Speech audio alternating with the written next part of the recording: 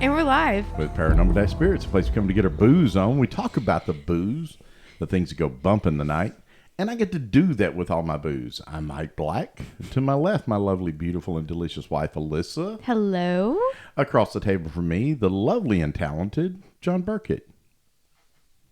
Greetings. It's a podcast. You got to talk. Just doing movements. We're miming. Like he was miming to Well, the there's crowd, cameras you know? everywhere, so I assume. Yeah, they might be listening on the podcast. We don't know. They might be. They might be watching on That's how YouTube. we listen. We have to explain what he's doing, apparently. So, John's going to bring us a story tonight from the bear. He's going to bring us a story Russia. from Russia. Russia. Russia. Soviet Union. Soviet Union. Da. That's the only Russian word I know. That and I know how to... I could say vodka. Well, that'd be vodka. But, Vodka. but I know how to Pronounce that how one. to say to your health in Russian. Oh, you do? Yeah. Nostrovia. Nostrovia. Yeah. Oh, okay. But you got to sound like that when you say it, right? You say it deep. Deep You Nostrovia. must say it deep. So before we get into John's Russian story, let's talk about all the places that you can find us on the interwebs. If you were listening to a podcast tonight, you can find us on YouTube. And at YouTube, we are 3B Paranormal or 3B Paranormal Spirits.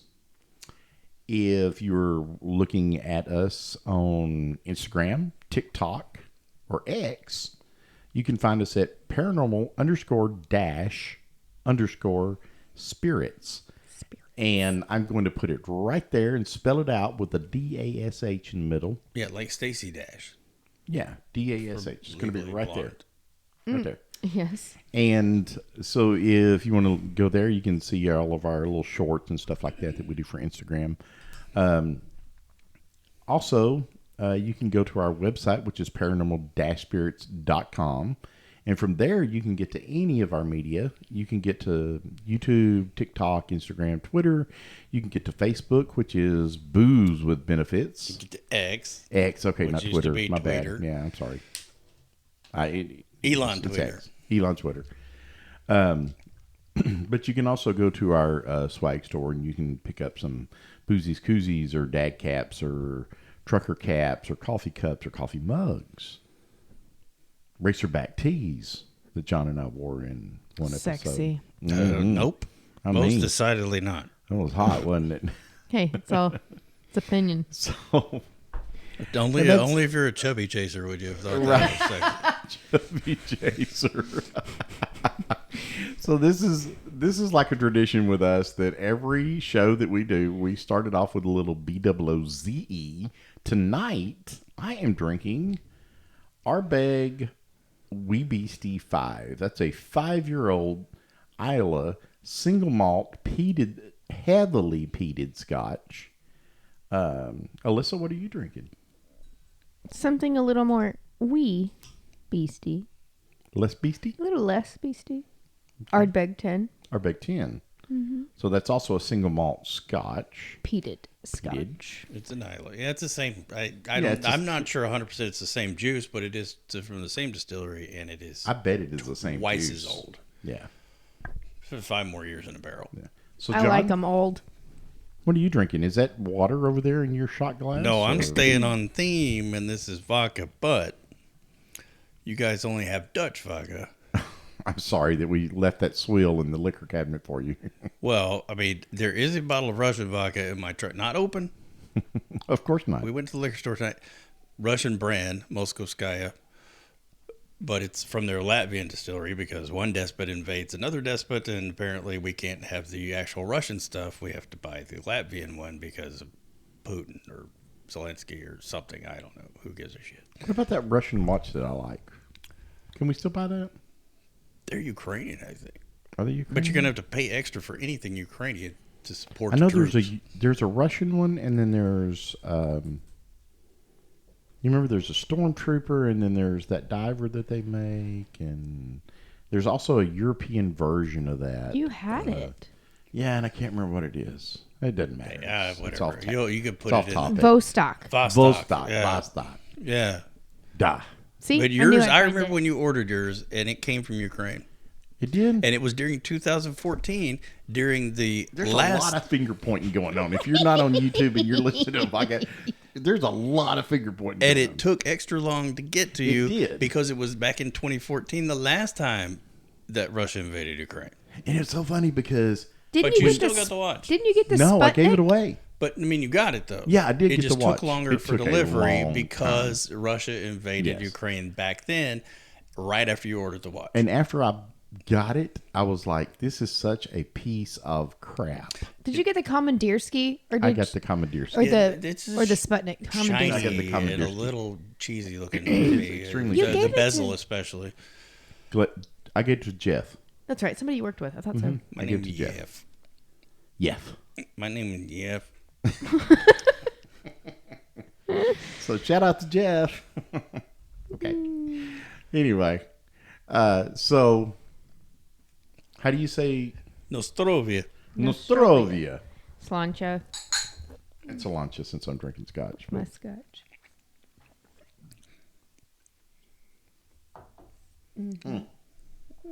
So good.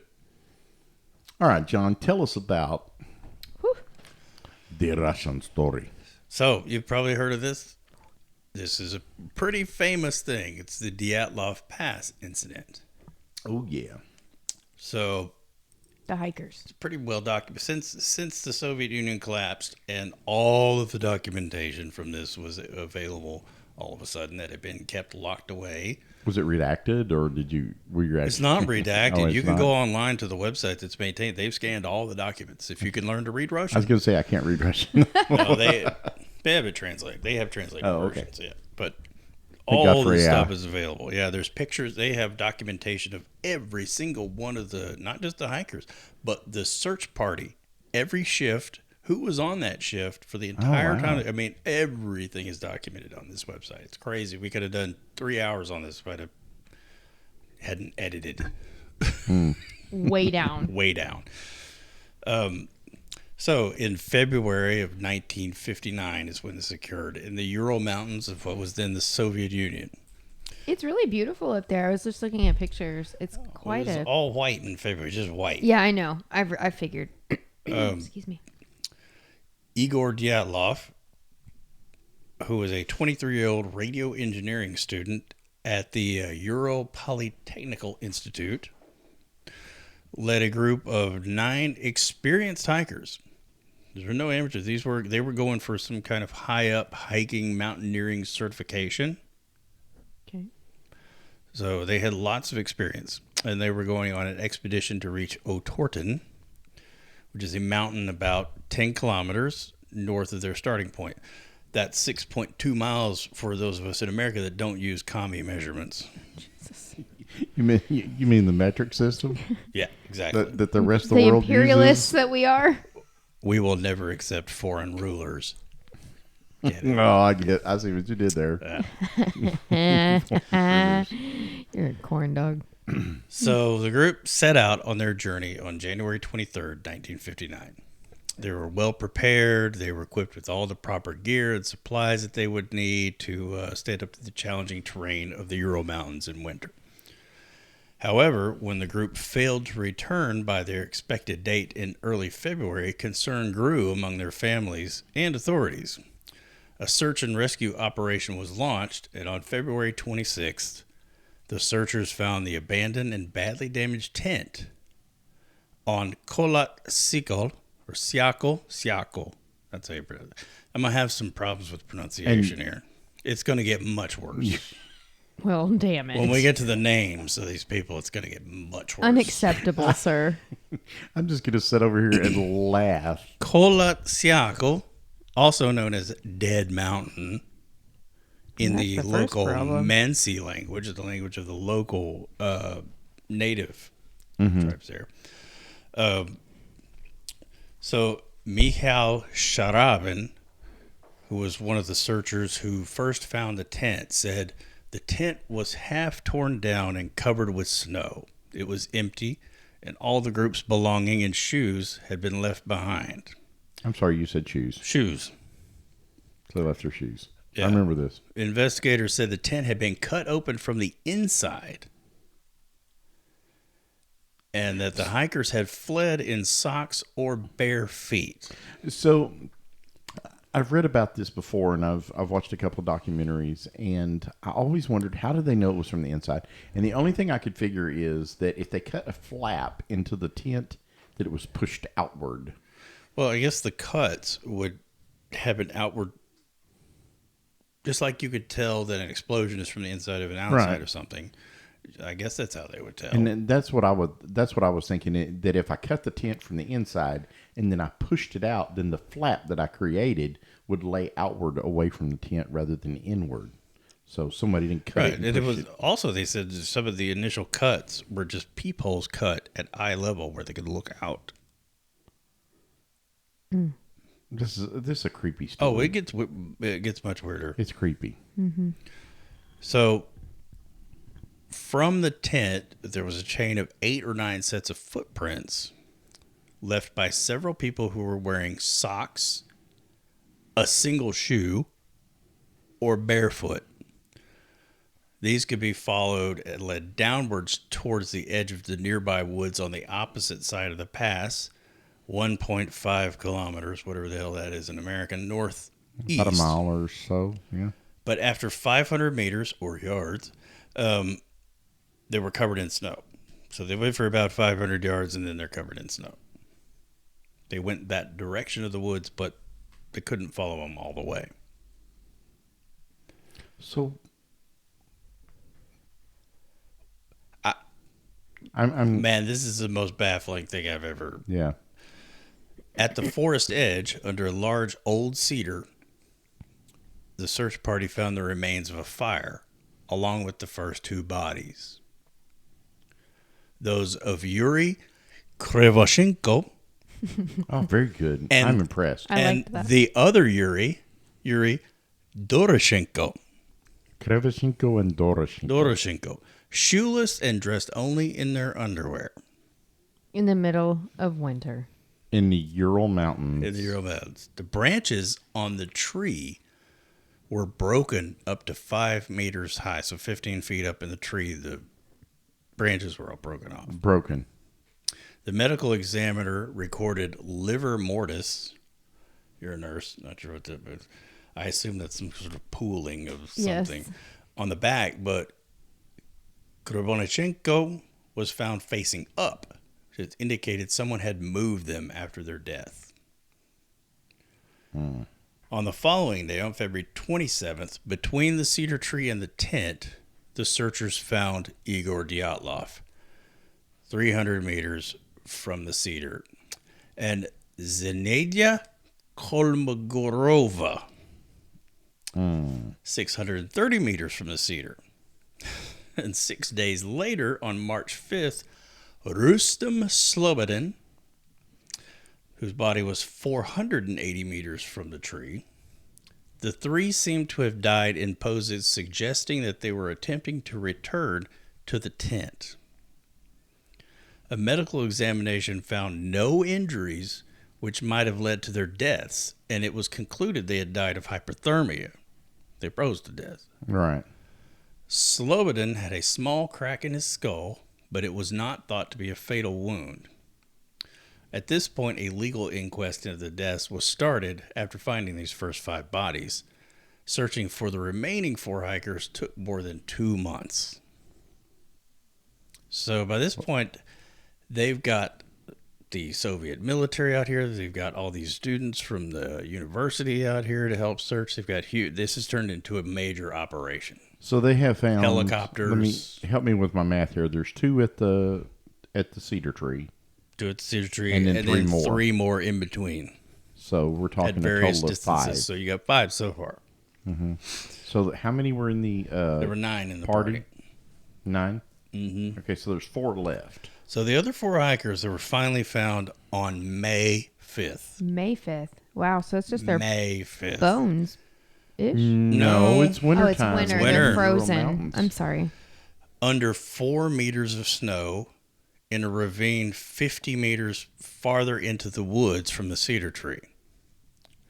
These 4 were better dressed than the others. And there were signs that those who had died first had apparently maybe relinquished their clothes to the others. So they may have taken clothing from the other ones that were already dead, which might explain the underwear and stuff. Mm-hmm.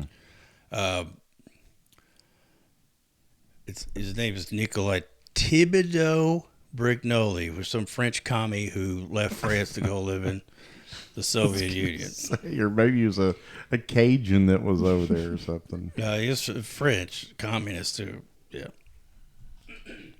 So he was who had died first, apparently. Okay, so Thibodeau was wearing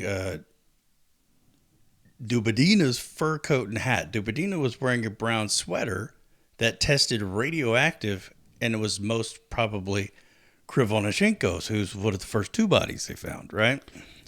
Radioactive. Radioactive. So did any of them work around a nuclear reactor or? No, but this is the Ural Mountains in 1959 where there's all these secret Soviet testing? military bases and stuff. Who knows? All right. Zolotaryov, this was the 37-year-old who had joined the expedition late, had Doroshenko's hat, and Kolivatov was wearing Doroshenko's overalls. The waistband of his sweater and lower parts of his ski trousers also tested radioactive. An examination of the four bodies found some stuff that changed the course of the whole investigation. 3 of them had fatal injuries. Thibodeau Brignoli, the Frenchie, had major skull damage. Dubadina and Zolotaryov had major chest fractures. And according to Dr. Boris Vozrozhdiny, who's one of the forensic pathologists here on the team, the force required to cause such damage would have been extremely high. He compared it to the force of a car crash. Notably, the bodies had no external wounds, as if they were crippled by a high level of pressure. Now, this doesn't really make sense because Dubadina, the female, she was the youngest member of the team, was found to be missing her tongue, eyes, and lips, while Zolotaryov had his eyeballs missing, and Alexander Kolivatov was missing his eyebrows. What? His eyebrows. His eyebrows. Now, okay, I got to ask. Were they shaved or were they cut off? Or they're just was gone. he missing skin? Have you seen the pictures? No. Every picture from the entire search rescue operation is and online now. All of their cameras of the actual hikers, all of these pictures are online on the Dyatlov website. So this chick lost her tongue and her eyes? Yeah, so some say her tongue appeared to have been ripped out, and they showed blood in her stomach, which indicated this was done while she was alive. Mm-hmm. So she had her tongue ripped out while she was alive. What the hell? Yeah. So there was an initial speculation that maybe the indigenous Mansi people had attacked and murdered the group for encroaching upon their reindeer herding and hunting grounds. Mm-hmm. But several Mansi were interrogated. The investigation indicated that the nature of the deaths did not support this hypothesis, as only the hikers' footprints were visible, and there showed no signs of any hand-to-hand struggles. So this was ruled out. So it doesn't look like somebody ran up on them and then it was only their footsteps, right? Or their footprints. Right, but there's some contradictory stuff saying there were some odd footprints, but not Mansi footprints. Were they human footprints? No. Like Yeti? We're getting there. That is one of the. So, the official Soviet investigation was ended in May 1959, and this came down from the Kremlin. Wrap it up. We're done. Yeah, I was going to say what I've heard about this is they tried to not necessarily cover it up, but it was just like it was shut down. We're done. It was shut down. They were order from the Kremlin. Shut it down. We're done. Which it would have been Khrushchev. We're done. Mm-hmm. And the conclusion that was written in the official report was that the hikers died from an unknown compelling force. Those are the exact words used in the report. Unknown Compelling force. Now, obviously, this is something, those words are going to cause all sorts of speculation and conspiracy for theories decades to yeah. come, right? I mean, that is the last thing you want to write in a report, to not to shut stuff down. Now, of course, then they took these We're talking about the Soviet Union during 1959. Yeah, they took all this stuff, they put that in the report, and then they locked it away in secret archives. It said And no then more. this was No soup for you. unavailable.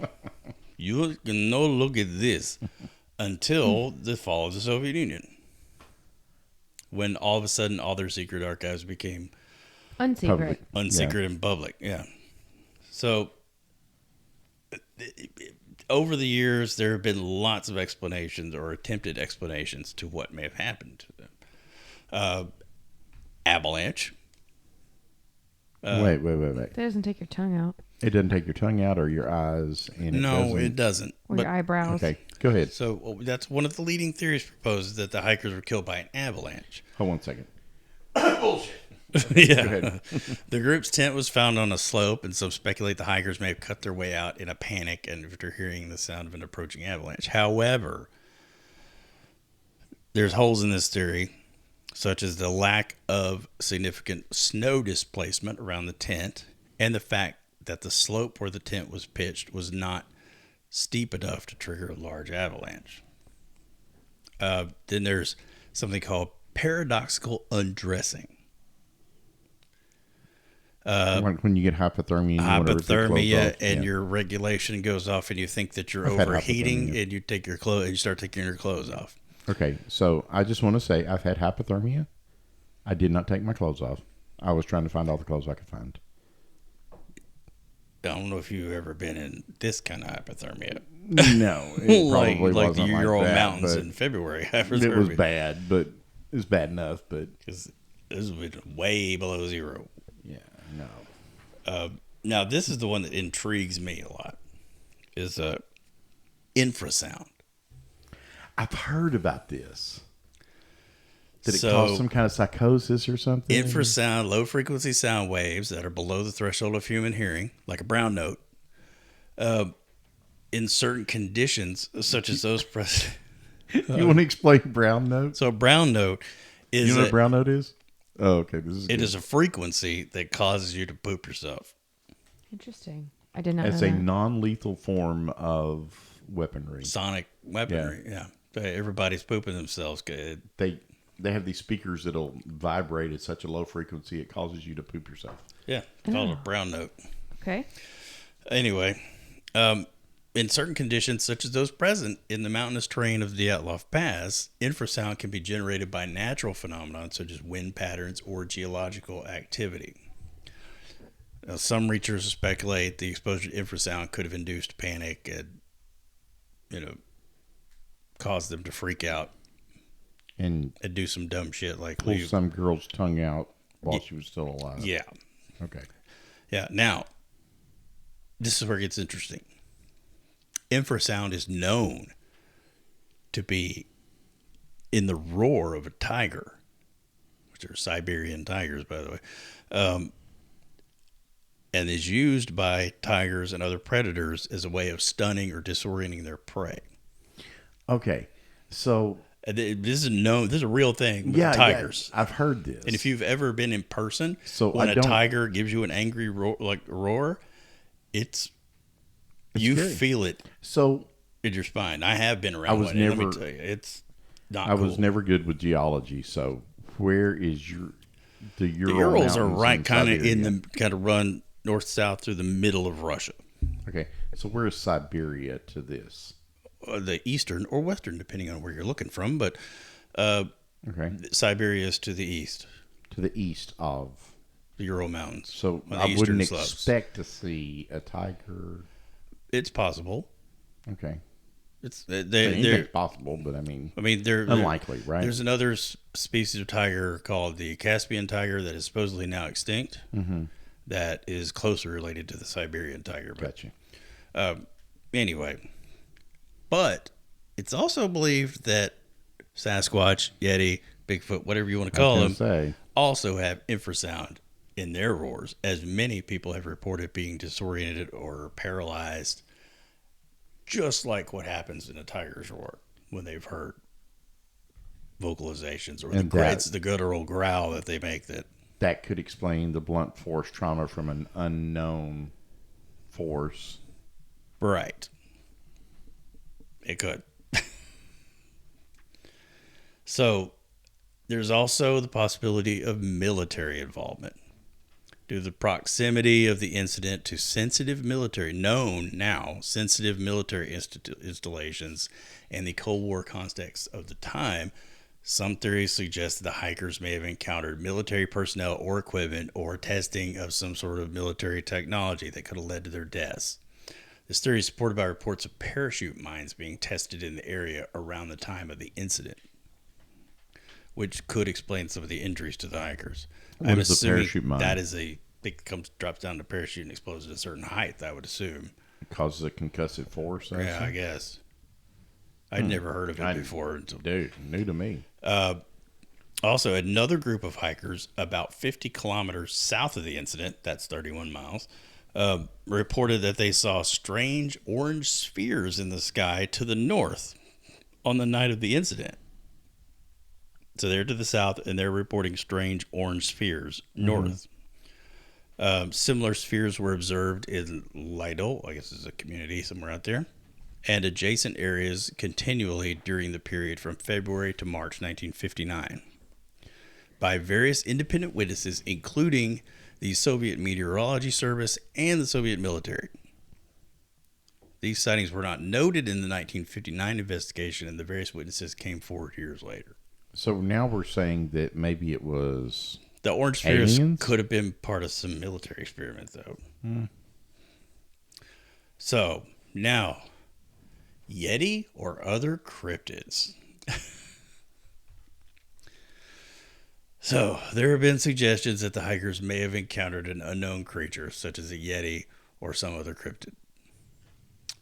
Proponents of this theory point to reports of strange footprints and other anomalous evidence found at the scene. Now, I've never seen any pictures of these strange footprints or anything. But there is a photograph taken by a member of the expedition. It's called picture number 17. And it's on the French commie's camera. Frenchie.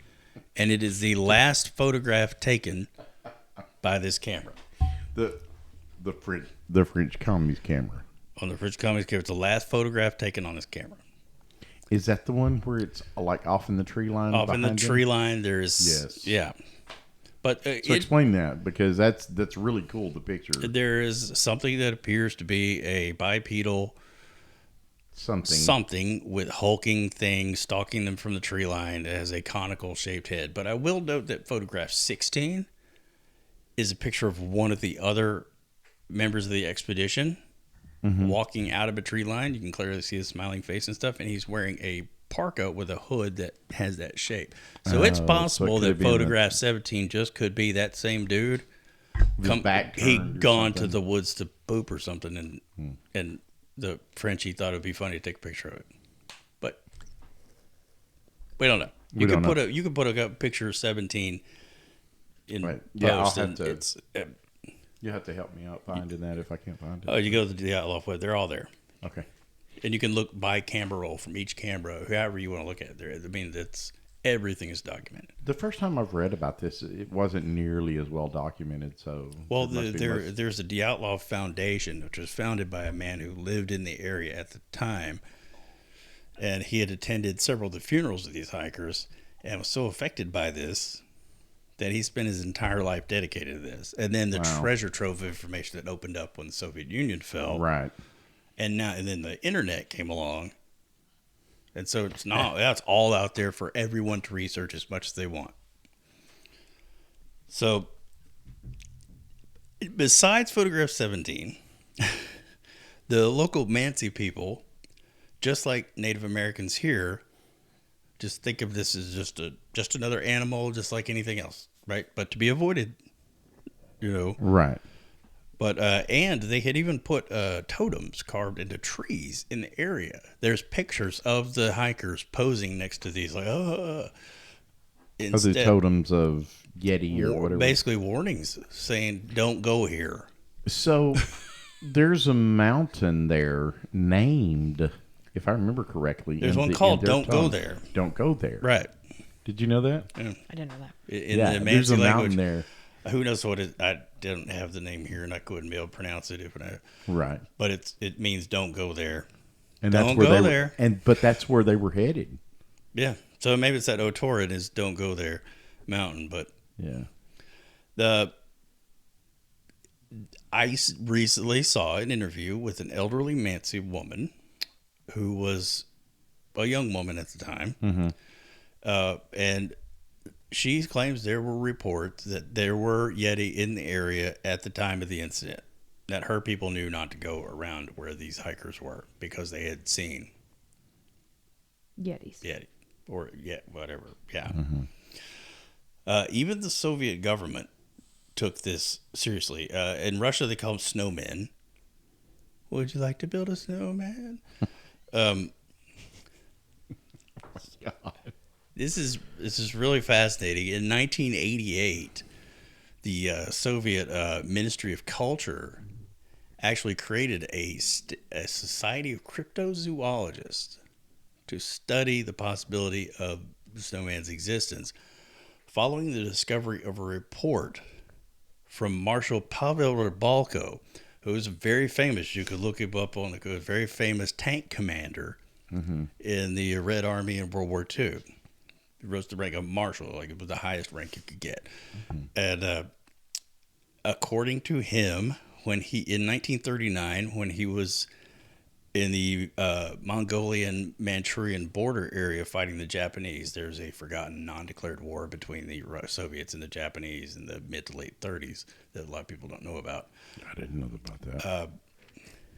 But I'm not a history buff like that. They had captured and imprisoned a snowman, or a ape-like creature who walked on, a large 8-foot tall, bipedal, hairy, a Bigfoot. Yeah.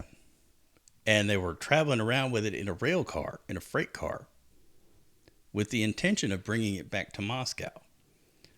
However, it did not survive the journey. I was going to say it escaped or something. Soviet authorities also claimed, no, they had to kill it. It attacked a guard and they had to shoot it. Oh, my God. Soviet authorities also claim there's evidence that Major General Alexander Toplitsky found a dead snowman after a shootout with White Russian troops in the 1920s Russian Civil War. So they took it seriously enough to... Right. So now, after all these decades and these ridiculous, unknown compelling force explanation, there had been a lot of pressure over time, especially since the fall of the Soviet Union, by the families, relatives of these people, to reopen this case. So in 2019, they reopened it. They introduced a new investigation into the incident, and the conclusions were presented in July 2020. Avalanche, they said.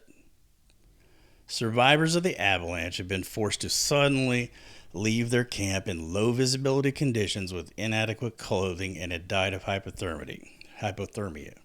What is it? Hypothermia? Yeah, it's hypothermia. You're making things up now. It's a lot like hypothermia. Andrei Kuryakov, who was deputy head of the regional prosecutor's office, said, "It was heroic struggle. There was no panic, but they had no chance to save themselves under these circumstances." Okay, so I love the Russian accent, but let's talk about this for a second. It was heroic struggle. So that's smacks of Russian propaganda bullshit, right? Yeah. So heroic struggle. So during this heroic struggle, these people, these skilled hikers, who were in a tent. And the tent wasn't destroyed except for the fact that the holes that they cut on the inside to get out of it. They cut to get out. Okay. And so these experienced hikers left this tent with all their clothes behind, No shoes, no shoes, no shirt, no service, no survival. no survival. Yeah. So I'm not buying that. Well, no, it's no better than unknown compelling force. I'm not buying that. If And you got to remember, the tent is still there, and they can see the tent. This the is tent survived. This is Putin's government, right? Mm-hmm. So The tent survived. They could have survived. it's obvious BS, Yeah. especially when you throw in words like "it was heroic struggle." This was probably written by one of Putin's propaganda guys, right? And this is what you tell everyone: heroic struggle. These are heroes of Russia. Oh my god. That is hilarious. So that's where it stands now. So they just really don't know. Nobody knows. Now, And we probably never will know. but this is where, How much was covered up that wasn't even, or how much was just thrown away? How much was who knows? buried? You know? There's a treasure trove of stuff available on the Dyatlov website. Lots of stuff. Right. But who knows what else was destroyed? And even, I mean, the fall of Soviet Union, things were pretty open there for a while, but they're not anymore. No. So who knows? Now, this is where things get really weird. It's going to get weirder than Yeti yanking out tongues. It gets way weirder. So this is not the only incident like this. In 1993, an eerily similar incident happened. When? 1993. 93. 93. Okay. So they were after the fall of Soviet Union. This is Yeltsin's Russian Federation. This is pre-Putin. This is during the open times, right? In the Kamar-Taban range in Siberia. So on August 2nd, 1993, a group of 7 hikers being led by Ludmila Korovina, a 41-year-old expert, internationally known expert survivalist and hiking instructor. She was leading a group that included a 24-year-old Sasha Kresin, a 15-year-old Tibor Bapanov, Victoria Salazova, Valentina Valya was her nickname, Udachenko, She survived. who was 17 at the time, Tatiana Filippenko, and Denis Shvenksky, I can't say that one, set out on what was considered to be a relatively easy hike in a well-traveled tourist area, which in August, so we're not even in the wintertime, right? And this was considered an easy hike, especially for all of them were experienced. And Ludmila is an internationally known Survivalist. mountaineer, survivalist, hiker. So they set out on August 2nd. On August 4th, a freak snowstorm blew in, and Ludmila made a call to shelter on a clearing at the top of one of the peaks and head back down the mountain in the morning to safety. According to Valya, who is the sole survivor, she's still alive to this day. Yeah. Valya says that on the morning of August 5th, after the group had breakfast, they began their descent down the mountain. But calamity struck shortly after. Sasha, who was at the back of the group, began screaming. When everyone turned around to look at him, he was foaming at the mouth and bleeding from his eyes and ears. He fell to the ground, convulsing. Ludmila ran to his aid and instructed the others to continue on and find help. They didn't get very far before they heard her screaming, and they ran back to find her experiencing the same symptoms. They found her bleeding from the eyes and nose, foaming at the mouth, and convulsing uncontrollably. Tatiana, who was the first to reach Ludmila, also began to exhibit symptoms and began grabbing her throat as if she was struggling to breathe. She then made her way to a nearby rock and repeatedly struck her head against it until she was no longer moving. This sounds like poison, doesn't it? This is nuts, right?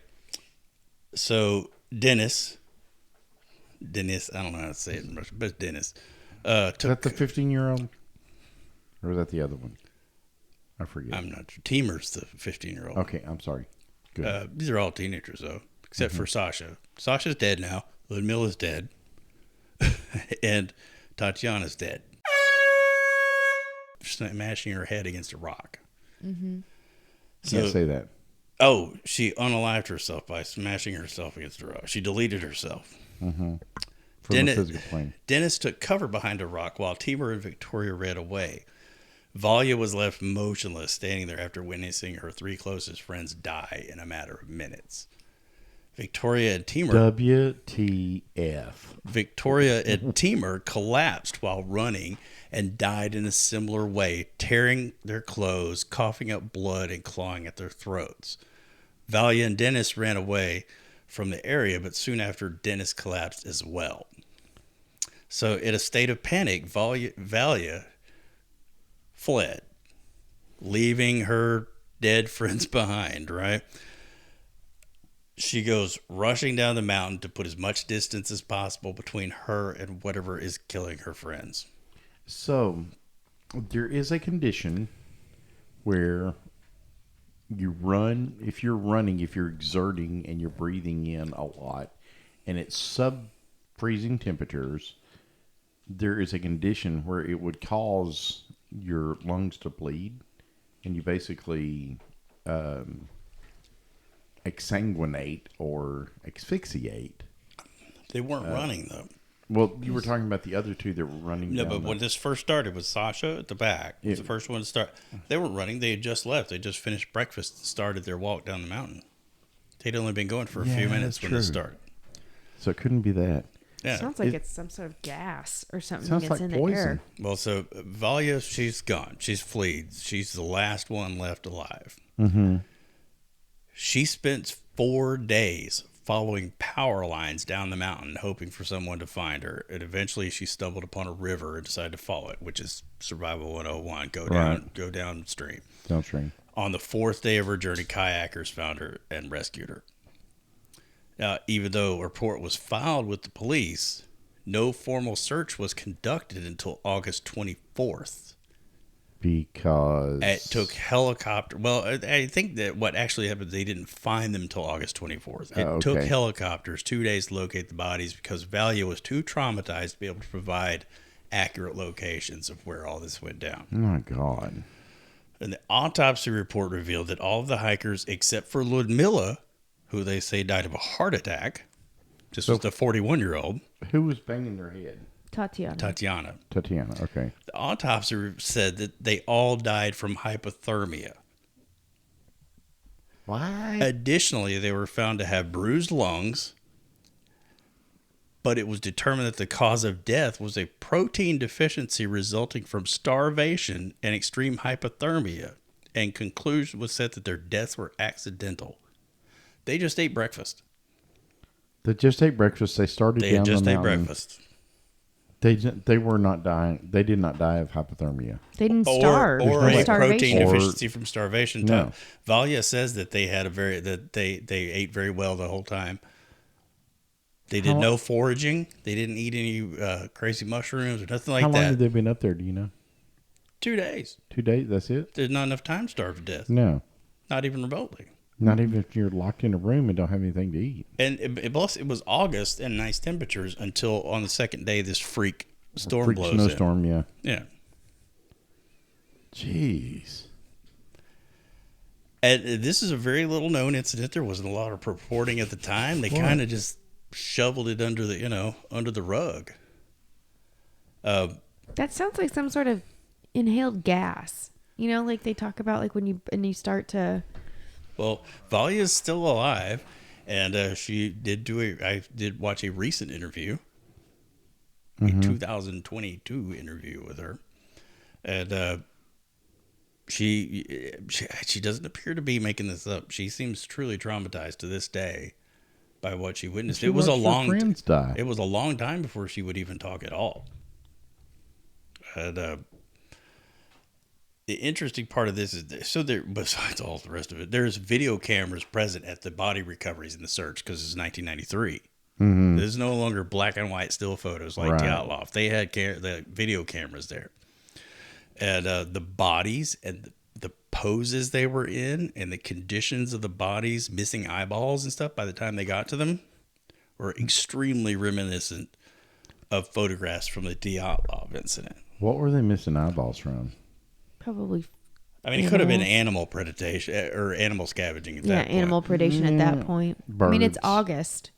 It's Oh, okay, August. yeah, It's, you're right. It's August. Okay, By yeah. the time they got to the snow was gone. Yeah.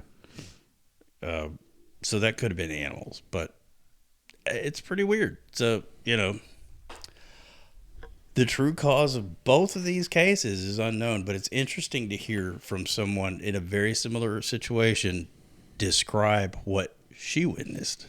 And it makes you wonder if the same sort of thing happened in Dyatlov. Now, the 1993 thing, some people have proposed, hey, this is the end of the Soviet Union. You have criminal gangs and the military going around selling off and disposing of chemical weapons. And maybe this was a nerve agent that got loose. But this was not a remote area. This wasn't that remote. This was a heavily trafficked, touristy hiking area in summer. Okay. So that would have been the least smart Nerve place to agent dump doesn't a do that. nerve agent. Nerve agent doesn't do that. There are agents that cause blistering and the like, but not just your eyeballs start bleeding and you're bleeding out from your lungs. Yeah. Well, when you hear Alia tell this, you can picture the same thing happening. There In at the 1959. Dyatlov.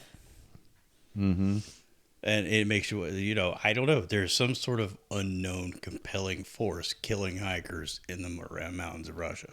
And one thing, I ain't going hiking in Russia. I ain't going to Russia, period. Not until Putin's dead. Probably not in my lifetime. I'm not going to Russia. But Of course, nobody died inside the tent. So apparently they started feeling bad when they left the tent from the inside out. And then it would make sense that if it was something similar to them. And that's why I say it almost sounds like poison of some sort. well, Whether that be gas or but what something kind of they poison would it ingest. be? I mean, they didn't. Valia ate the exact same thing everyone else did. They all ate together the I was same thinking- food. See, I think it's like inhaled. And that, they say that for Why like didn't everything. it affect her then? Well, it just depends. Further down the trail. Yeah, maybe because of where she was located and she got away. Some people aren't affected by some things the way other people are. You know what I mean? Yeah, that's Like, true. isn't there like 13% of the population that won't ever be affected by an epidemic, That's what they say. That which is a disease, but I mean, I never got that last one. they say that 13% of the population will survive any kind of calamity because Cockroaches. That's what we are. But this is two separate incidents It'd be separated by multiple it'd be decades. interesting if they did toxicology on those autopsies. It'd be interesting if something like this were to happen in a free country where you could, I'm wondering, was there toxicology reports run? And even if they were, did they bury it? I mean, it's possible. I mean, 93, it's much more likely for open stuff to happen, but for transparency than 1959. Well, for sure. I mean, Stalin was still, right? No, it was Khrushchev then. But still, Russia's never been a free society. Historically, they're not forthcoming with their information. No, there was this brief period in the 90s where we were all buddy-buddy and everything was open. Then that ended with Putin. What was that? Glasnost? Oh, Glasnost. Glasnost. Yeah. I mean, it would be interesting because that Dyatlov, they've always said something about like cryptids or Yeti. The thing is, there's no scratches. There's no like you would expect. Well, there's to a see. massive amount of physical trauma on the internal injuries. Yeah, the dude. But they're nothing basically, external. from what I understood, their chest was basically crushed. It looked like somebody. Just punched the shit out of Well, them. it looked like somebody had picked up a tree and just hit them with a tree across their Like chest. the medical examiners at the time said that this would have been like a car crash level. Yeah. But Which- that was just those three, right? The other ones kind of Yeah, died like these. Two at It doesn't explain Dyatlov. the eyeballs and The the lips. lips and the tongue in February. Yeah. I think it was Igor Dyatlov I also saw. His fingers were missing, had been bitten off. But it could have been him or something else. Well, if it had been him, they would have discovered that during the autopsy. I think contents. like whatever angle you're coming at and whatever you want to make fit this. Do you want it to be you want this to be a Yeti attack? Do you want either both of these to be a Yeti attack? You can say, oh, this second one, this could have been an infrasound attack by a Yeti that drove these people crazy and made them bleed from their ears and foam at the mouth and do crazy stuff and bash their heads against rocks. Or you could say the same thing. Oh, maybe that's what happened to Dyatlov. Or You could twist it to be your own narrative. that's what blows my mind about both these It could have been incidents. aliens because of the orange lights up there. It could have been aliens. Sending some sort of Yes, signal. using some kind of infrasound weaponry against I them. think the Dyatlov incident, we'll never know because there's only 9 people that know what really happened. And they're all dead. I don't think we'll ever know what happened in the other incident because what She she doesn't described, know. she doesn't know. She just knows she wasn't She's affected and just watched a her friends die. Terrified, traumatized woman who Yeah. would probably rather not talk about this, but probably needed the money when Discovery Channel offered it to her. That's creepy. It's awful. It's fascinating, though, the fact that they still don't. And I think I'm with you, too, that if it hadn't been in Russia, would we know more? Probably. You know, if it was in Or America. would we? How different are nowadays. we than? How different are we than Russia? I mean, when you think about this, I mean, the U.S. government's hiding Bigfoot. So I mean, Well, what here's if the this had thing. happened at Portlock? here's the thing that I've always said about the difference between the CIA and the KGB. So it's no longer KGB as FSB now. whatever. Anyway, you know what I'm saying. And the difference is that if it was the CIA, you went on a trout fishing trip and you died of a heart attack. You know, but if you were If it was KGB, you get poked by umbrella No, and if you it was die the of KGB, radiation poisoning. the KGB, they pull up on the side of the road, they throw you into the car, and you disappear. Well, they also were That's the end. known for the old Bulgarian umbrella yeah, trick. yeah. The tipped with Sure. the radioactive material, boop, and then We you die talked of about that, radiation the poisoning a few days later. Price Yeah, you talked about that. in the Alaskan Triangle when he was. Oh yeah. You know, we talked about that where they did that to him. You know, but And those people had that radioactive stuff on their clothes. yeah, That's true. But only certain articles clothing had it. that's just strange. And that's the man. ones that were crushed, though. Yeah, and if you really want to get deep into it, you can go on the website where they've accumulated all the documents. Yeah, I'm looking at it. It's dyatlovpass.com. Yeah, and you can look and see it has That's what I was looking what at. every one of those students was studying in school. Were they studying something that involved touching radiation? And you could research for months with the information and the photographs and the documents that are available on that website. The treasure trove. Well, there's obviously people that have dedicated their lives to. Yeah, there's more information on the Investigating this. 1959 Soviet Union incident And on than the there 93 is on one. the 1993 Russian Federation really? incident. And they were in the same spot, the No. 1993. But I mean, same Different. mountains or not at all? Actually, no. The 1993 was in Siberia. It was to the okay. east of. I can't remember the name of the. Without looking, the name of the mountains. Well, It doesn't matter. It's something in Russian. I don't know. Got you. something we wouldn't be able to Something pronounce we can anyway. barely pronounce anyway.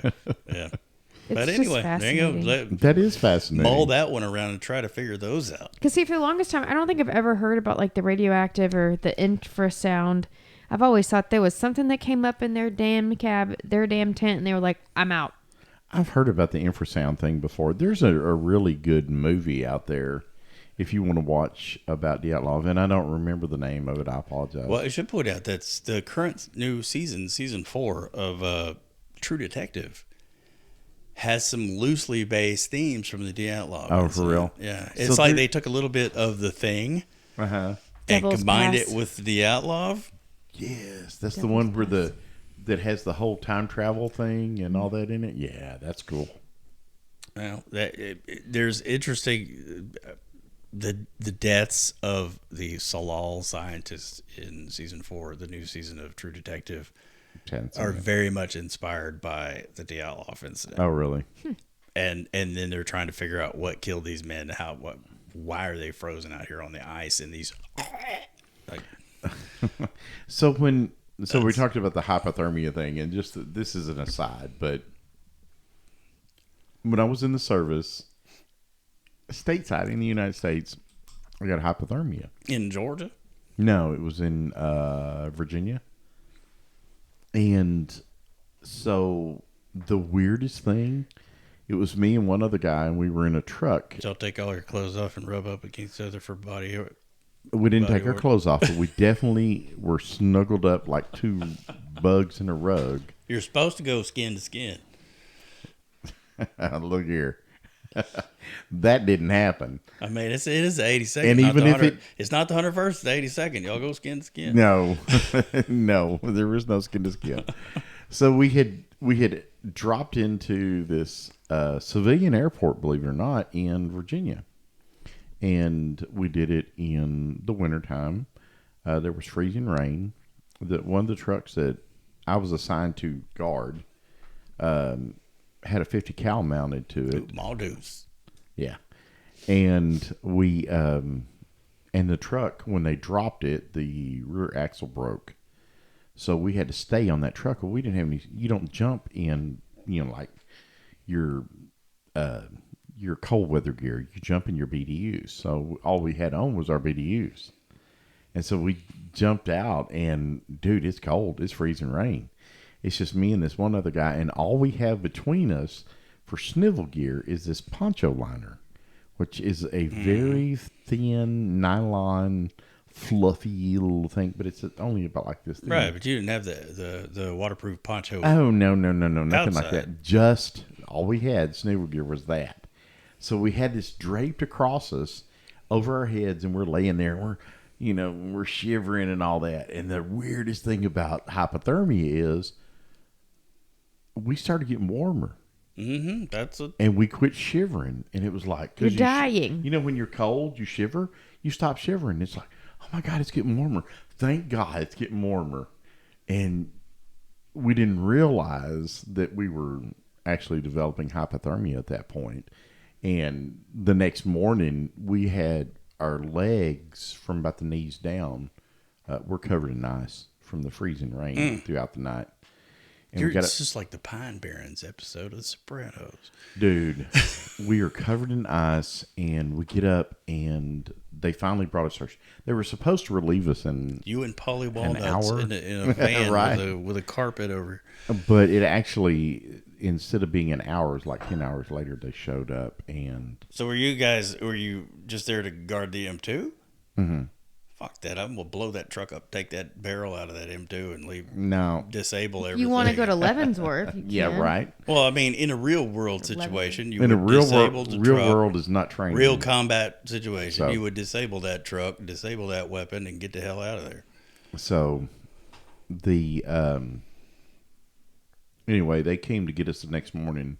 Our fingers wouldn't work, and my eyes wouldn't blink. Did you have ammunition for the M2? No. Oh, don't because if think you had had ammo for it, you could have shot the thing, heated the barrel Heated it up, up. warmed Yeah, I yourself know, up right? on the barrel. Just every now and No, then, we pop off a can of Yeah, ammo. that would have gone off well. Warm your hands up. Yeah, no, that didn't happen. But yeah, we damn near froze to death out there. It was horrible. You're sleepy, aren't you? Mm-hmm. I see it in your eyes. All right, well, we have anything else, John? No, it's From actually Dyatlov it's and- midnight 30 now.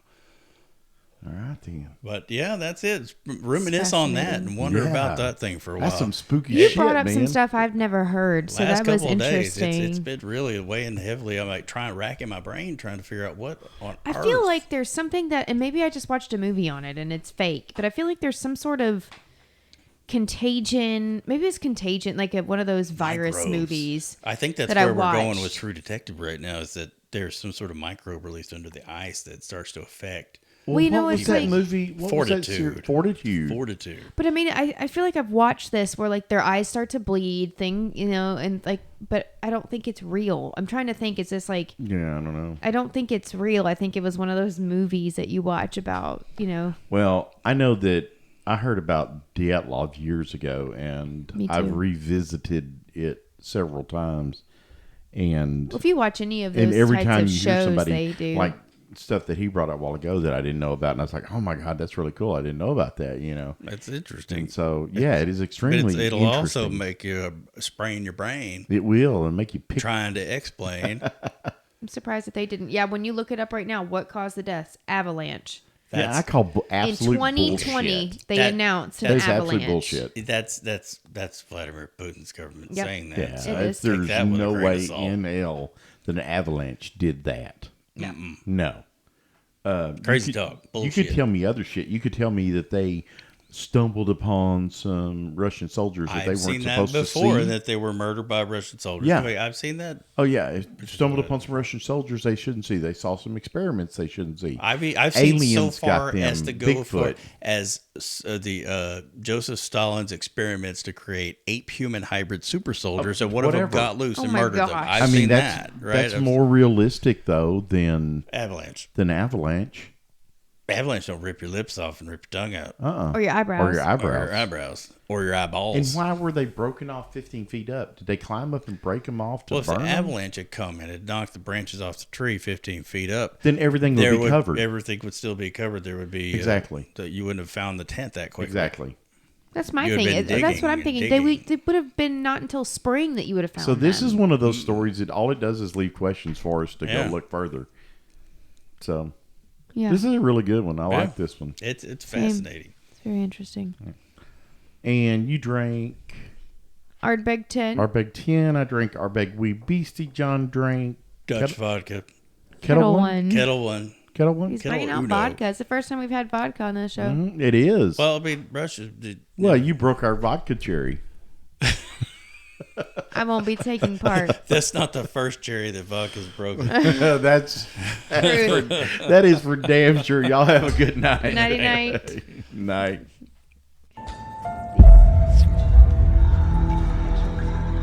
Yeah, the pictures are amazing. Look at the pictures.